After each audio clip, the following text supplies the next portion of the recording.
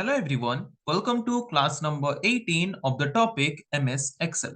आज के क्लास में हम डिस्कस करेंगे और एक नए टॉपिक के बारे में MS Excel का। आज के क्लास का हमारा डिस्कशन का टॉपिक होगा what is cell reference and what are the different types of cell reference used in MS Excel।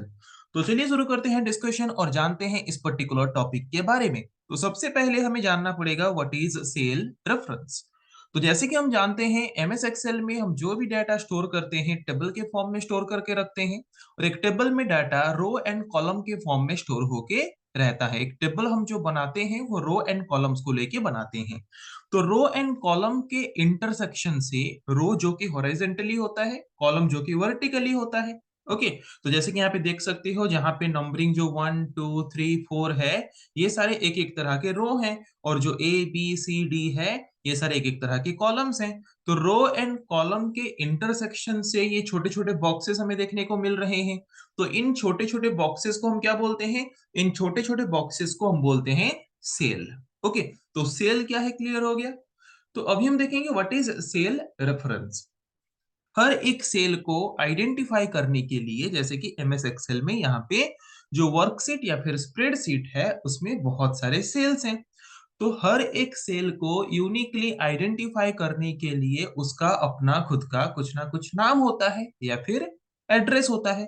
तो उस नाम या फिर उस रेफरेंस को या फिर उस एड्रेस को हम बोलते हैं सेल रेफरेंस। हर एक सेल को आइडेंटिफाई करने के लिए उसका अपना जो यूनिक नेम होता है, उस यूनिक नेम को ही हम उसका क्या बोल सकते हैं? एड्रेस बोल सकते हैं, और वही होता है सेल एड्रेस और सेल रेफरेंस। ओके, तो सेल एड्रेस या फिर सेल रेफरेंस क्या है पता चला। व्हाट इज सेल एड्रेस और cell reference in MS Excel? Each cell is identified by its unique name or address, which is known as cell reference or cell address.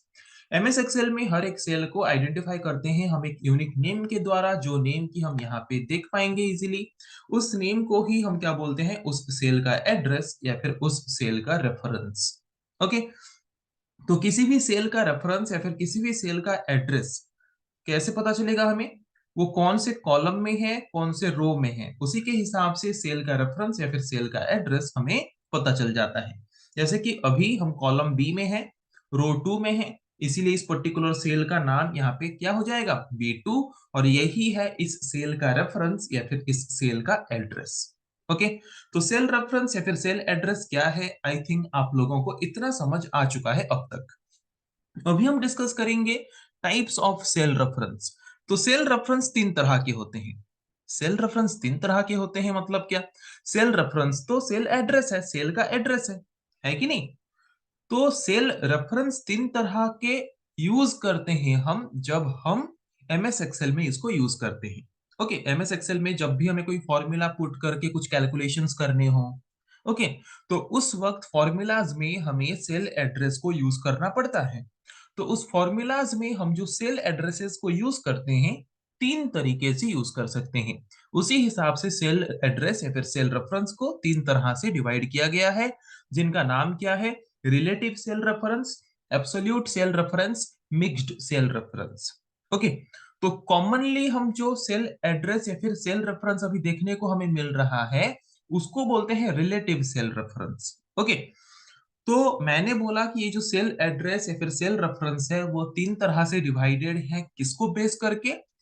जब हम कोई फॉर्मूला लिखते हैं कैलकुलेशन करने के लिए, तो तब हम जो यूज करते हैं सेल एड्रेसेस को, उसको बेस करके सेल रेफरेंस या फिर सेल एड्रेस को तीन तरह से डिवाइड किया गया है, तीन टाइप्स में डिवाइड किया गया है। Relative cell reference, absolute cell reference and mixed cell reference. Okay, तो रिलेटिव सेल रेफरेंस किसको बोलेंगे? तो उसके लिए सबसे पहले हम यहाँ पे कुछ एग्जाम्पल लेंगे जिसकी वजह से हमें आसानी से सब कुछ समझ आएगा। तो उस हिसाब से हम क्या करते हैं, पहले एक सिंपल सा टेबल बना लेते हैं। ओके, तो यहाँ पे हमने एक टेबल बनाया जहाँ पे नेम एंड मार्क है। तो यहाँ पे हम कुछ स्टूडेंट्स के नाम ले लेते हैं। ओके, तो हमने दो स्टूडेंट का नाम यहाँ पे ले लिया और उसके साथ उसके कुछ मार्क्स ले लेते हैं। क्लियर? तो अभी हम यूज करेंगे different type of cell references. और यहाँ पे प्रैक्टिकली करके देखेंगे तो इजीली हमें पता चल जाएगा कि किस तरह के सेल रेफरेंस को हम रिलेटिव बोलते हैं, किस तरह के सेल रेफरेंस को एब्सोल्यूट बोलते हैं, किस तरह के सेल रेफरेंस को हम क्या बोलते हैं, मिक्स्ड सेल रेफरेंस बोलते हैं। ओके, तो सबसे पहले आ जाते हैं यहाँ पे रिलेटिव सेल रेफरेंस। तो रिलेटिव सेल रेफरेंस का एग्जांपल हम यहाँ पे लेते हैं। ओके, अगर यहाँ पे मार्क कॉलम में जो दो स्टूडेंट्स का मार्क है, मुझे इन दोनों के मार्क्स को सम करना है, तो उसके लिए हम सिंपल फॉर्मूला यूज करते हैं। आगे देखेंगे ऐसे और भी कुछ फॉर्मूलाज या फिर फंक्शंस जो हम कैलकुलेशंस के लिए यूज कर सकते हैं, आगे नेक्स्ट क्लासेस में देखेंगे उसको। तो अगर इन दोनों के मार्क को मुझे सम करना है तो उसके लिए कोई भी फॉर्मूला जब लो एमएस एक्सेल में तो वो शुरू होता है इक्वल टू सिंबल से। जबकि हमें सम करना है तो वहां पे हम फंक्शन लेंगे सम और उसके बाद पैरेंथेसिस को ओपन करेंगे। ओके, नीचे बता रहे हैं, देखो किस फॉर्मेट में लिखना है। पहले नंबर वन, नंबर वन मतलब कौन सा सेल, जो सेल हमें चाहिए उस सेल के ऊपर हम क्या करेंगे, लेफ्ट क्लिक कर देंगे। ओके, उसके बाद कॉलन सिंबल देंगे, कॉलन सिंबल देके फिर कौन सा सेल क्लिक करेंगे, starting cell and ending cell. हमें बस इन दोनों सेल को सिलेक्ट करना है, बाकी सब ऑटोमेटिकली सिलेक्ट हो जाएगा। पर यहाँ पे जबकि दो है तो इसीलिए स्टार्टिंग वाला रोहित वाला नेम का स्टूडेंट का है और एंडिंग वाला रोनित वाला नेम का स्टूडेंट का है। और यहाँ पे सिंपली क्लोज कर देना है पैरेंथेसिस को, एंटर प्रेस कर देना है। ओके, तो यहाँ पे देख सकते हो दोनों का सम आ चुका है। तो ये जो सम का फॉर्मूला हमने यहाँ पे लिखा, जो कि यहाँ पे दिख रहा होगा सम का फॉर्मूला। ओके, तो इसको थोड़ा बड़ा कर लेते हैं ताकि इजीली हमें दिख सके।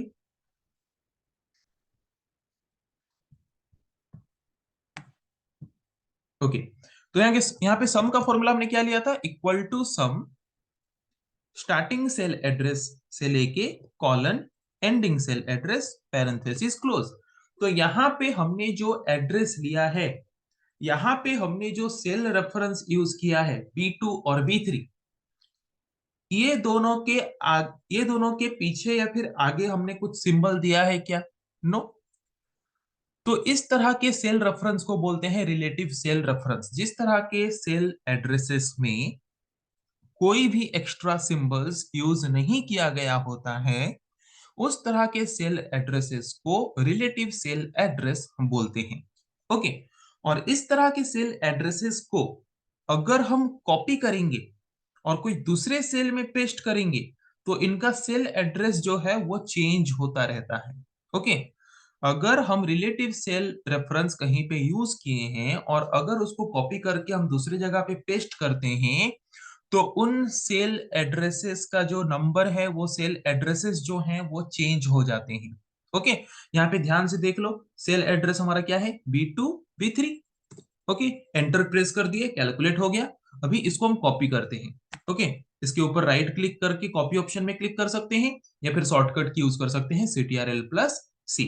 हो गया कॉपी। कॉपी होने के बाद इसको हम क्या करते हैं, इसके नीचे ही पेस्ट करते हैं। पेस्ट करने का शॉर्टकट की CTRL+V प्रेस कर सकते हो या फिर वहां पे राइट क्लिक करके पेस्ट ऑप्शन में भी क्लिक कर सकते हो। ओके, तो अभी जहां पे हमने पेस्ट किया, अभी हम वहां का एड्रेस देखने जाते हैं, वहां का एड्रेस हम देखना चाहते हैं। देखो वहां पे एड्रेस क्या है, B3 B4। पर इसके ऊपर वाला का एड्रेस क्या था, इसके ऊपर वाला का एड्रेस था B2 B3। तो यहाँ पे देखो, अगर एक पर्टिकुलर सेल में हमने कोई फॉर्मूला लिखा है और उस फॉर्मूला में अगर हमने कुछ सेल एड्रेस यूज किए हैं और अगर उस फॉर्मूला को कॉपी करके दूसरे सेल में पेस्ट करने से उस सेल एड्रेस में बदलाव आ जाता है, देन उस तरह के सेल एड्रेस को बोलते हैं रिलेटिव सेल एड्रेस और रिलेटिव सेल रेफरेंस। ओके, समझ आया। अगर एक जगह पे हमने फॉर्मूला लिखा है और वहां पे जो सेल एड्रेस है कॉपी करके उसको दूसरी जगह पे पेस्ट करने से अगर वो सेल एड्रेस चेंज हो जा रहा है तो वो होता है क्या, वो होता है रिलेटिव सेल रेफरेंस। ओके, जैसे कि यहाँ पे हमने एक फॉर्मूला लिखा जहां पे हमारा सेल एड्रेस है B2 B3, उसको कॉपी करके हमने नीचे और एक सेल में पेस्ट किया तो वहां पे सेल एड्रेस चेंज होके हो गया B3 B4। इसका मतलब ये एक तरह का रिलेटिव सेल रेफरेंस है। इतना क्लियर हो गया। ओके, अभी हम देखेंगे what is absolute cell reference. Absolute cell reference में अगर हम एब्सोल्यूट सेल रेफरेंस में हम column name and row name दोनों के पीछे क्या करते हैं, डॉलर सिंबल लगाते हैं। कौन सा सिंबल लगाते हैं, डॉलर सिंबल लगाते हैं। Both column name and row name दोनों के पीछे हमें यहाँ पे क्या लगाना होता है, दोनों के पीछे हमें यहाँ पे लगाना होता है डॉलर सिंबल। देख लो। ओके, यहाँ पे हमने सम का फॉर्मूला यूज किया, जहां पे हमने कॉलम नेम के पीछे एंड रो नेम के पीछे दोनों के पीछे डॉलर सिंबल हमने लगाया, ताकि हम चाहते हैं कि अगर इस फॉर्मूला को कॉपी करके हम दूसरे सेल में पेस्ट करें, तब भी इनका जो सेल एड्रेस है B2 B3 ये चेंज ना हो, वही सेम B2 B3 ही रहे। जब हम चाहते हैं कि एक पर्टिकुलर फॉर्मूला में यूज किया गया सेल एड्रेस किसी दूसरे सेल में पेस्ट करने से भी चेंज ना हो, जब हम चाहते हैं, तो तब हम यूज करेंगे उन column name and row name के पीछे डॉलर सिंबल। और अगर column name and row name के पीछे एक सेल एड्रेस का column name and row name के पीछे अगर हम डॉलर साइन लगाते हैं, तो वहां पे वो सेल एड्रेस हो जाता है एब्सोल्यूट सेल एड्रेस। क्योंकि अगर हम अभी इसको कॉपी करेंगे और अगर कोई दूसरे सेल में पेस्ट करेंगे, तो देखना सेल का एड्रेस जो है वो चेंज नहीं होगा। ओके, यहाँ पे देख रहे हैं, यहाँ पे क्लिक कर रहे हैं, क्या था, B2 B3। तो जहां पे हमने पेस्ट किया वहां पे भी देखते हैं, वहां पे भी हो रहा है, देखो वहां पे भी क्या है, वही B2 B3। ओके, तो अगर किसी भी सेल एड्रेस के पीछे both column name and row name के पीछे डॉलर साइन लगा है, तो वहां पे वो एक एब्सोल्यूट सेल रेफरेंस है। और अगर कहीं पे भी हमने एब्सोल्यूट सेल रेफरेंस यूज किया है और उसको कॉपी करके अगर दूसरे सेल में पेस्ट करते हैं, तो उसका कॉलम नेम रो नेम कुछ भी चेंजेस नहीं होता। तो relative cell reference absolute cell reference के बीच डिफरेंस समझ आया, कि रिलेटिव सेल रेफरेंस में कोई भी एक्स्ट्रा सिंबल यूज नहीं होता, पर एब्सोल्यूट सेल रेफरेंस में एक्स्ट्रा सिंबल डॉलर का यूज होता है। रिलेटिव सेल रेफरेंस को अगर कॉपी करके दूसरे सेल में पेस्ट करें, तो उसका सेल रेफरेंस या फिर सेल एड्रेस चेंज हो जाता है, पर एब्सोल्यूट सेल रेफरेंस को कॉपी करके दूसरे सेल में पेस्ट करने से भी वो सेल एड्रेस या फिर सेल रेफरेंस चेंज नहीं होता। ओके, डिफरेंस समझ आया। Next type of cell reference is mixed cell reference. तो ये मिक्स्ड सेल रेफरेंस क्या होता है, mixed cell reference is the combination of absolute cell reference and relative cell reference. Okay, absolute cell reference and relative cell reference दोनों के combination को लेके अगर हम कोई सेल एड्रेस को रिप्रेजेंट कर रहे हैं, तो वो है मिक्स्ड सेल रेफरेंस। तो ये कैसे कर सकते हैं, तो यहाँ पे जो सेल एड्रेस है, यहाँ पे सपोज मैं चाहता हूं कि रो नेम के पीछे डॉलर लगाऊं, पर कॉलम नेम के पीछे डॉलर ना लगाऊं।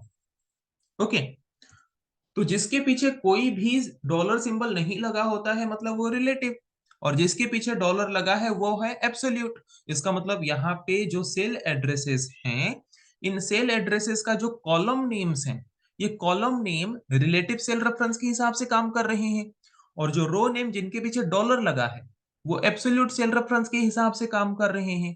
तो अगर कोई cell reference both relative and absolute cell reference के हिसाब से काम करता है, उसको बोलते हैं मिक्स्ड सेल रेफरेंस। ओके, जैसे कि यहाँ पे देख सकते हो, हमारा जो कॉलम नेम है उसके पीछे डॉलर नहीं लगा है, मतलब ये रिलेटिव सेल रेफरेंस के हिसाब से काम करेगा।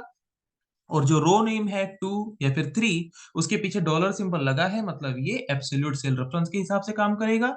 तो इसीलिए इसको बोल सकते हैं मिक्स्ड सेल रेफरेंस। तो जब हम इस पर्टिकुलर फॉर्मूला को कॉपी करके कोई दूसरे सेल में पेस्ट करेंगे, तो सोचो क्या चेंज होगा, क्या चेंज नहीं होगा। कॉलम नेम चेंज होगा क्या, यस, क्योंकि कॉलम नेम यहाँ पे रिलेटिव सेल रेफरेंस के हिसाब से यूज हुआ है। और अगर हम किसी भी एड्रेस को रिलेटिव सेल रेफरेंस के हिसाब से यूज करते हैं, तो वो कॉपी पेस्ट करने से दूसरे सेल में चेंज हो जाता है। पर जो रो नेम है उसके पीछे डॉलर लगा है, मतलब वो एब्सोल्यूट है, वो चेंज नहीं होने वाला, वो फिक्स रहेगा। ओके, तो चलो इसको हम कॉपी करके दूसरे सेल में पेस्ट करके देखते हैं। इसको कॉपी कर लेते हैं और दूसरे सेल में पेस्ट करके देखते हैं। ओके, तो यहाँ पे आ जाते हैं,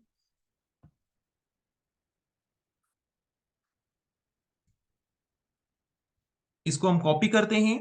कॉपी करने के बाद इसको हम दूसरे सेल में पेस्ट करके देख लेते हैं। ओके, तो यहाँ पे देखो, सबसे पहले हमने यहाँ पे पेस्ट किया, तो यहाँ पे पेस्ट करने से कोई भी बदलाव हमें नहीं दिखा। क्यों, क्योंकि यहाँ पे चेंज क्या होने वाला है, कॉलम नेम, जबकि हमने सेम कॉलम में ही उसको पेस्ट कर दिया।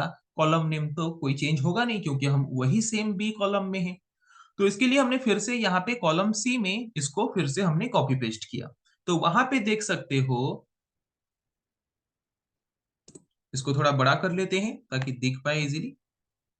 ओके, तो यहाँ पे देख सकते हो, यहाँ पे हमारा जो यहाँ पे हमारा जो कॉलम नेम है, ये कॉलम नेम हमारा चेंज हो चुका है कि नहीं? देखो, कॉलम नेम बी था, चेंज होके हो गया सी। यहाँ पे देखो, यहाँ पे कॉलम नेम क्या था? बी था। तो कॉलम नेम यहाँ पे चेंज होके हो गया है सी, क्योंकि वो रिलेटिव सेल रेफरेंस के हिसाब से यूज हुआ था। पर रो नेम जो कि यहाँ पे यूज हुआ था एब्सोल्यूट सेल रेफरेंस के हिसाब से, रो नेम 2 3, वो चेंज नहीं हुआ है, वो यहाँ पे भी देखो वही 2 3 ही है। इसको फिर से कॉपी करके कोई दूसरे सेल में पेस्ट करके देखते हैं।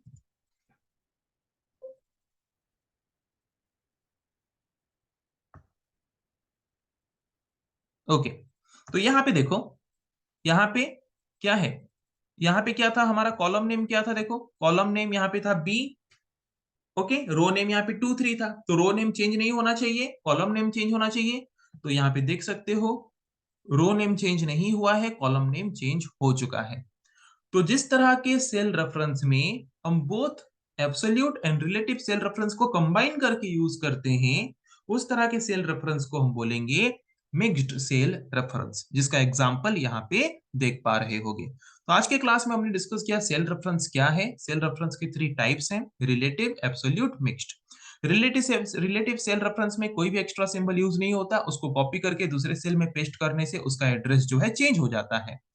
एब्सोल्यूट सेल रेफरेंस में हम डॉलर सिंबल यूज करते हैं both row and column name के पीछे सेल रेफरेंस का, और उसको कॉपी करके दूसरे सेल में पेस्ट करने से सेल रेफरेंस में कुछ भी बदलाव नहीं आता। मिक्स्ड सेल रेफरेंस जो कि both relative and absolute cell reference के कॉम्बिनेशन से बनता है, जहां पे हम कॉलम नेम को एब्सोल्यूट रिलेट और रो नेम को रिलेटिव के हिसाब से यूज कर सकते हैं, या फिर कॉलम नेम को रिलेटिव एंड रो नेम को एब्सोल्यूट के हिसाब से यूज करके दोनों को कंबाइनली यूज कर सकते हैं। ओके, मतलब जो सेल एड्रेस होगा उनमें से अगर कोई एक, या तो कॉलम या तो रो, कोई एक अगर रिलेटिव के हिसाब से यूज है, तो दूसरा वाला एब्सोल्यूट के हिसाब से यूज होगा। तो अगर दोनों का कॉम्बिनेशन से कोई सेल एड्रेस को हम रिप्रेजेंट करते हैं, तो वो होता है mixed cell reference. So I think आज के क्लास में हमने जिस टॉपिक के बारे में डिस्कस किया, आप लोगों को समझ आ चुका है। सो नेक्स्ट क्लास में हम डिस्कस करेंगे ऐसे और कुछ टॉपिक के बारे में। आज के लिए इतना ही। Thank you.